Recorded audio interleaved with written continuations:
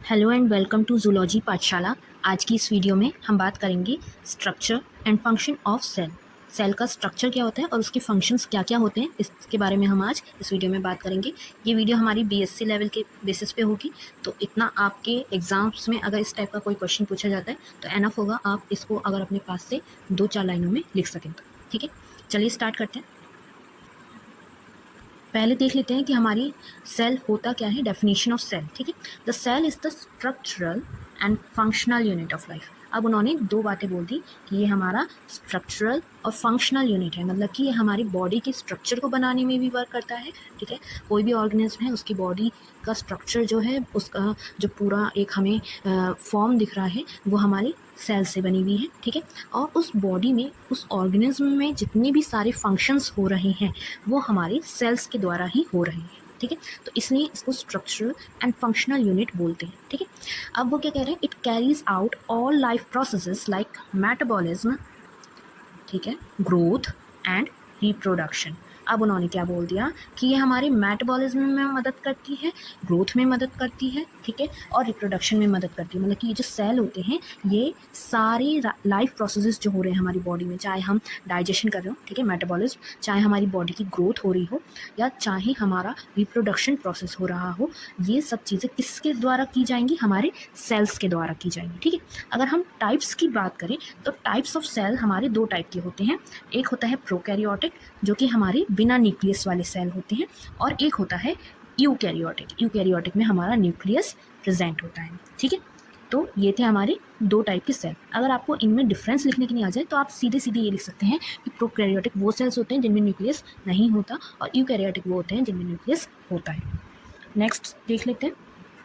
अब प्रोकैरियोटिक और यूकैरियोटिक के साथ साथ हमारी एनिमल और प्लांट सेल में अगर हम डिफरेंस देखें तो प्लांट सेल जो होता है उसमें हमारी सेल वॉल जो है प्रेजेंट रहती है, लेकिन एनिमल सेल में सेल वॉल नहीं होती। ठीक है, बाकी इसमें दोनों में हमारे सेम टाइप के हमारे ऑर्गेनल्स जो हैं वो प्रेजेंट रहते हैं और सेम टाइप का ही वर्क जो है करेंगे। ठीक है, और एक और चीज़ होती है हमारे प्लांट सेल में जो हमारी एनिमल सेल में नहीं देखने के लिए मिलती, वो होता है हमारा क्लोरोप्लास्ट। क्लोरोप्लास्ट क्या है, हमारा ग्रीन कलर पिगमेंट है ना। तो ये चीज़ हमारे प्लांट सेल में देखने के लिए मिलेगी, एनिमल सेल में देखने के लिए नहीं मिलेगी। अब इनके ये जो ऑर्गेनल्स हैं ये क्या क्या वर्क करते हैं अगर हम देखें तो चलिए, पहला है हमारा प्लाज्मा मेम्ब्रेन। प्लाज्मा मेम्ब्रेन जो होती है वो हमारी किससे बनी होती है, मेड ऑफ फॉस्फोलिपिड बाइलेयर। ये किससे बनी होगी, हमारी फॉस्फोलिपिड बाइलेयर। आपने फ्लूइड मोज़ेक मॉडल पढ़ा होगा, उसमें भी हमें बताया गया है कि प्लाज्मा मेम्ब्रेन हमारी किससे बनी, फॉस्फोलिपिड बाइलेयर। बाइलेयर वाला जो हमारा स्ट्रक्चर भी दिखाया गया था। ठीक है, अगर हम इसके फंक्शंस की बात करें तो फंक्शंस में इसमें हमारी सेलेक्टिव परमेबिलिटी जो है वो प्रोवाइड कराता है। मतलब कि जो भी सामान जो है हमारा सेल का बाहर जाएगा या अंदर आएगा वो सेलेक्टिव वे में जाएगा। मतलब कि कुछ ही टाइप के जो चीज़ें होंगी, फूड हो गया या कुछ भी चीज़ है जो सेल में आदान प्रदान हो रहा है किसी चीज़ का, तो वो इस लेयर के द्वारा होगा और सेलेक्टिवली होगा कि जो चीज़ सेल के लिए फ़ायदेमंद है वही चीज़ सेल के अंदर जाएगी और बाकी चीज़ें सेल के अंदर अलाउ एंट्री नहीं होगी। ठीक है, ये इस चीज़ को इंश्योर करती है हमारी प्लाज्मा मेम्ब्रेन जो होती है। कम्युनिकेशन की अगर हम बात कर रहे हैं तो उसमें सेल टू सेल कम्युनिकेशन जो हो रहा है वो भी प्लाज्मा मेम्ब्रेन के द्वारा हो रहा है। जैसे हमारे ऑस्मोसिस हो गए, ठीक है, डिफ्यूजन प्रोसेस वगैरह हो गए, तो एक सेल से दूसरे सेल में जो भी चीज़ें हमारी जा रही हैं वो भी हमारा इसी मेम्ब्रेन के उससे होता है। ठीक है, और अगर हम तीसरा इसका फंक्शन देखें तो ये स्ट्रक्चरल सपोर्ट भी देती है। ये सेल को स्ट्रक्चर बनाने का, मतलब सेल का स्ट्रक्चर बनाने का भी काम हमारा प्लाज्मा मेम्ब्रेन करेगी। नेक्स्ट पे चलते हैं। नेक्स्ट क्या है हमारा, साइटोप्लाज्म। साइटोप्लाज्म की अगर हम बात करें तो ये जेली लाइक सब्सटेंस होता है। ठीक है, जेली लाइक कह लीजिए या फ्लूइड लाइक सब्सटेंस होता है, और ये सेल के अंदर हमारे मौजूद रहता है। सेल के अंदर हमारा क्या हो गया, साइटोप्लाज्म। साइटोप्लाज्म मतलब कि प्लाज्मा मेम्ब्रेन के अंदर जो फ्लूइड भरा हुआ है हमारे सेल में वो हमारा साइटोप्लाज्म। ठीक है, अब ये क्या काम करता है, इसका फंक्शन क्या हो गया, इसका फंक्शन हुआ hold organelles and insight of metabolic activities. अब ये क्या करेगा, ये जो हमारे सारे ऑर्गेनल्स हैं उनको ये होल्ड करके रखेगा, मतलब कि अपने अंदर रखेगा। ठीक है, और यहाँ पे जो हमारी सारी मेटाबॉलिक एक्टिविटीज़ हैं, मतलब कि हमारे सेल के द्वारा जो वर्क हो रहा है वो इसी के अंदर होगा, साइटोप्लाज्म के अंदर ही होगा। ठीक है, नेक्स्ट देख लेते हैं। नेक्स्ट क्या है हमारा, न्यूक्लियस। न्यूक्लियस क्या होता है, ये हमारा कंट्रोल सेंटर होता है। कंट्रोल सेंटर मतलब कि यहाँ पे हमारा जो जेनेटिक मटेरियल है या हमारा जो जेनेटिक इंफॉर्मेशन है वो स्टोर रहेगी, ठीक है, और यहीं से हमारा जो सेल की फंक्शंस हैं वो हमारे कंट्रोल किए जाएंगे, ठीक है। जैसे हमारा ब्रेन या सीपीयू हमारा वर्क करता है वैसे ही हमारा सेल में न्यूक्लियस वर्क करेगा, ठीक है। अब इसमें अगर हम इसका फंक्शन देखें तो इसमें हमारे न्यूक्लियर मेम्ब्रेन को रखना हो गया, ठीक है। इसकी मान लो ये हमारा न्यूक्लियस है, इसके चारों तरफ हमारी न्यूक्लियर मेम्ब्रेन होती है, ठीक है, और ये दोनों मिलकर के हमारा क्या बना लेते हैं, न्यूक्लियोलस बना लेते हैं, ठीक है। अब इस न्यूक्लियर मेम्ब्रेन में ये जो न्यूक्लियस हमारा प्रेजेंट है इसमें हमारा ये क्रोमैटिन या डीएनए जो है हमारा मौजूद रहता है, जिसे हम जेनेटिक मटेरियल भी कहते हैं, ठीक है ना। तो ये हमारा न्यूक्लियस हो गया, इसका फंक्शन हो गया। नेक्स्ट देख लेते हैं। नेक्स्ट है हमारे सेल ऑर्गेनल्स। सेल ऑर्गेनल्स की अगर हम बात करें तो सबसे पहले आ गया हमारा माइटोकॉन्ड्रिया। माइटोकॉन्ड्रिया बहुत ही असेंशियल होता है हमारी सेल के लिए, और इसको हम किचन ऑफ द सेल या फिर power house of the cell भी बोल सकते हैं। ये आपने पढ़ रखा होगा ऑलरेडी। और यहाँ पे जो है एनर्जी क्रिएट होती है हमारे सेल में, या फिर हम कह लें कि एटीपी, एडिनोसिन ट्राइफॉस्फेट जो मॉलिक्यूल है जो हमें एनर्जी प्रोवाइड करता है, उसका सिंथेसिस, उसका प्रोडक्शन भी हमारा माइटोकॉन्ड्रिया में होता है, ठीक है।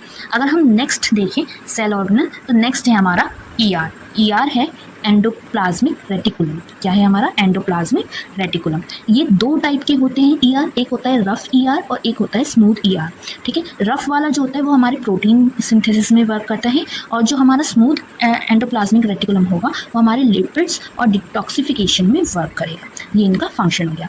अब थर्ड अगर हम ऑर्गेनल देखें तो वो आ गए हमारे गोल्जी अपैरेटस। गोल्जी अपैरेटस जो होते हैं यहाँ पे हमारे जो प्रोटीन्स हैं, ठीक है, वो क्या होंगे, वो पैक होंगे और ट्रांसपोर्ट होंगे, ठीक है। यहाँ पे प्रोटीन की पैकेजिंग होगी और ट्रांसपोर्टेशन भी हमारा गोल्जी अपैरेटस से होगा, ठीक है। नेक्स्ट देख लेते हैं। नेक्स्ट है हमारे राइबोसोम्स। राइबोसोम्स की अगर हम बात करें तो यहाँ पे प्रोटीन सिंथेसिस होगा। प्रोटीन सिंथेसिस मतलब कि यहाँ पे प्रोटीन बनेंगे और गोल्जी अपैरेटस उसको ट्रांसफर करने का वर्क करेगा, ट्रांसपोर्ट करने का वर्क करेगा, ठीक है। समझ गए, राइबोसोम और गोल्जी अपैरेटस, ठीक है। अब लाइसोसोम जो है, लाइसोसोम क्या होगा, ये हमारा इंटरसेलुलर डाइजेशन का वर्क करेगा। सेल के अंदर जो सेल का खाना बन रहा है, ठीक है, उसमें उसका जो वेस्ट होगा या जो भी मान लो जो उसको डाइजेशन प्रोसेस होगा जिससे सेल को एनर्जी मिल सके, वो प्रोसेस हमारे लाइसोसोम करेंगे, ठीक है। अब नेक्स्ट क्या है हमारा, पेरोक्सीसोम्स। पेरोक्सीसोम्स क्या होते हैं, ये हमारा डिटॉक्सिफिकेशन करते हैं, डिटॉक्सिफिकेशन ऑफ सेल, ठीक है। जो भी टॉक्सिक एजेंट्स वगैरह सेल में एंटर हो गए हैं उनको ये मिटाने का वर्क करेंगे, ठीक है। अब नेक्स्ट देख लेते हैं। नेक्स्ट क्या है हमारे क्लोरोप्लास्ट। ये अभी मैंने आपको बताया था, क्लोरोप्लास्ट सिर्फ और सिर्फ हमारा प्लांट्स में मौजूद होता है, और आपको सभी ने पढ़ा होगा कि ये हमारे फोटोसिंथेसिस की प्रोसेस में वर्क करता है, प्लांट्स का खाना बनाने के लिए वर्क करता है, ठीक है। अब हमारे नेक्स्ट आ गए वैक्यूल्स। वैक्यूल्स क्या है, वैक्यूल्स में हमारा जो भी सेल का फूड वगैरह है वो स्टोर होगा, स्टोरेज बैग कह लो, ये हमारे क्या होते हैं, सेल के वैक्यूल्स कहलाते हैं, ठीक है।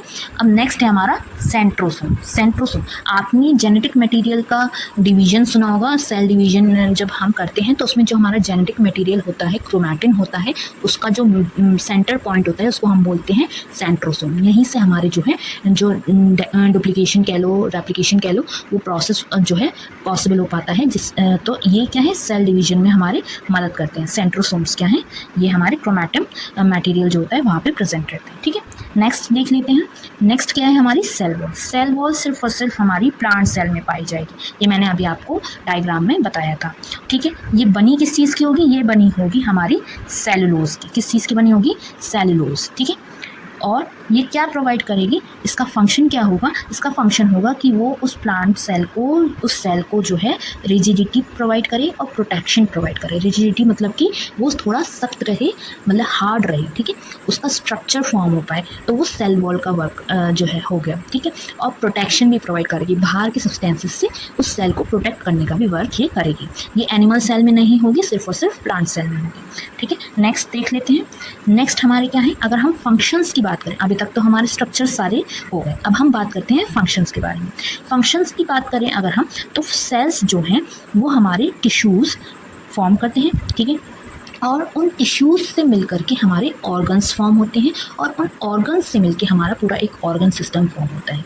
तो ऐसे करके सेल जो है हमारा, शुरू में आपने पढ़ा था ना स्ट्रक्चरल एंड फंक्शनल यूनिट, तो ऐसे करके हमारा सेल जो है स्ट्रक्चरल और फंक्शनल यूनिट कहलाता है। सेल से हमारे टिश्यूज़ फॉर्म हुए, टिश्यूज़ से हमारे ऑर्गन्स फॉर्म हुए, ऑर्गन से हमारा ऑर्गन सिस्टम या फिर ऑर्गेनिज्म एक फॉर्म हुआ। ठीक है, फर्स्ट फंक्शन इसका ये हो गया कि ये क्या फॉर्म करेगा, ये हमारे टिश्यूज़ या फिर ऑर्गन्स को फॉर्म करेगा। सेकेंड फंक्शन अगर हम देखें तो ये हमारा मेटाबॉलिज्म कंट्रोल करेगा। मेटाबॉलिज्म मतलब कि जो भी हमारा डाइजेशन हो रहा है किसी ऑर्गेनिज्म का, वो भी हमारे सेल्स के द्वारा ही होगा। ठीक है, जो भी फूड हमने खाया, इनटेक किया, उसका डाइजेशन, उसमें से न्यूट्रिएंट्स का एब्जॉर्प्शन सेल्स के द्वारा ही होगा। अगर हम इसका नेक्स्ट फंक्शन देखें तो इसमें हमारा एनर्जी कन्वर्जन भी होता है। जो हमने फूड खाया उससे हमें एनर्जी मिलेगी कैसे, तो ये काम भी हमारा सेल करेगा। ठीक है, माइटोकॉन्ड्रिया के बारे में पढ़ा था, तो माइटोकॉन्ड्रिया क्या करेगा, एटीपी सिंथेसिस कर रहा था, एटीपी बनाने का काम कर रहा था, तो ये चीज़ हमारी सेल परफॉर्म करेगा। ठीक है, एनर्जी का वो क्रिएट करेगा, कन्वर्ट करेगा। नेक्स्ट अगर हम देखें रिप्रोडक्शन का प्रोसेस, रिप्रोडक्शन आपने पढ़ा ही होगा। जो हमारी गैमीट सेल्स होते हैं, ठीक है, तो वो डिवीजन करके हमारे हैप्लॉइड सेल्स बनाते हैं, गैमीट्स बनाते हैं, तो ये सेल्स ही तो है ना हमारी। तो उन सेल में हमारा जेनेटिक मटेरियल वगैरह होता है, तभी तो हमारा जो इन्फेंट होता है या बेबी जो बॉर्न होता है या जो न्यू ऑर्गेनिज्म बन के आते हैं उसमें हमारे करेक्टरिस्टिक्स आते हैं दोनों पेरेंट्स के। या अगर मान लो सेक्शुअल रिप्रोडक्शन हो रहा है तो उसमें हमारे उस पेरेंट के करेक्टरिस्टिक्स होते हैं। तो ये चीज़ भी हमारी किसके द्वारा हो रही है, ये सेल्स के द्वारा ही हो रही है रिप्रोडक्शन भी। ठीक है, अगर हम नेक्स्ट फंक्शन की बात करें तो ये मटीरियल ट्रांसपोर्ट में भी वर्क करता है। सेल से सेल में मटीरियल कह लो या फिर जो भी चीज़ें ट्रांसपोर्ट होनी है, कोई न्यूट्रिएंट है, एनर्जी है जो ट्रांसपोर्ट होनी है, तो वो भी ये मटेरियल ट्रांसपोर्ट का वर्क करता है। सेल सिग्नलिंग इसका नेक्स्ट वर्क हो गया। मान लो कोई रिस्पॉन्स क्रिएट हो रहा है हमारी बॉडी में, या मान लो जो हमारे नर्व सेल्स हैं, जैसे हमारे रिफ्लेक्स एक्शन वगैरह होता है, वो सब चीज़ें क्रिएट करने में हमारे नर्व सेल्स जो है वर्क करते हैं। तो ये सेल सिग्नलिंग करा रही है कि एक सेल से दूसरे सेल में सिग्नल गया कि हमारी बॉडी को कैसे रिस्पॉन्ड करना है या उस टिश्यू को, उस ऑर्गन को कैसे फंक्शनिंग करनी है। ठीक है, फंक्शनिंग जो रही है वो सेल सिग्नलिंग के द्वारा ही हो रही है। ये हमारे इसके थे फंक्शंस और ये हमारा स्ट्रक्चर था। इतना आप अगर अपने क्वेश्चन का आंसर में लिख के आएंगे तो आपके लिए एनफ होगा। 10 to 20 मार्क्स के क्वेश्चन में आप इसको थोड़ा एलाबोरेट करके लिख सकते हैं। इन पॉइंट्स के बेसिस पे आपको फुल मार्क्स मिल सकते हैं। आई होप आपको ये वीडियो पसंद आया होगा। अगर आपको ये वीडियो पसंद आया है तो आप मेरी वीडियो को लाइक, शेयर एंड सब्सक्राइब मेरे चैनल को ज़रूर कीजिएगा और ऐसे ही टॉपिक्स के लिए मुझे फॉलो ज़रूर करिए। Bye bye.